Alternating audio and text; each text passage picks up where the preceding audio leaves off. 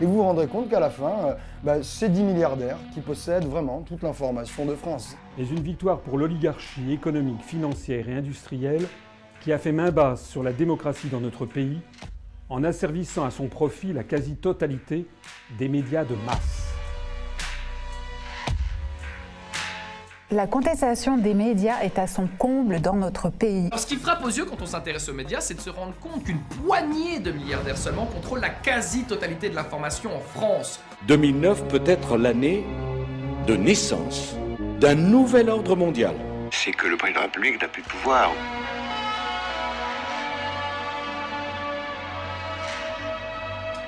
Aucun d'entre nous n'en sortira.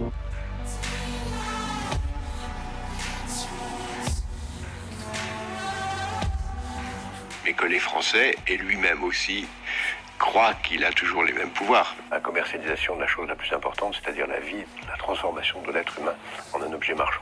Ce que je veux, c'est que vous, partout, vous alliez le faire gagner, parce que c'est notre projet. On ira ensemble vers ce nouvel ordre mondial.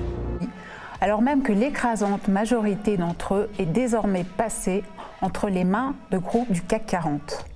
Vous voyez, la couverture n'est pas du tout la même. Mais par contre, dès que vous ouvrez le journal, allez-y, ouvrez le journal. Vous avez le même après, voyez, cette page-là et cette page-là, c'est la même. C'est Jacques Attali en personne qui nous avait prévenu de la manipulation à venir lorsqu'il avait annoncé sur BFM TV le 27 août 2014 qu'Emmanuel Macron, alors totalement inconnu du grand public, avait, paraît-il, l'étoffe d'un présidentiable.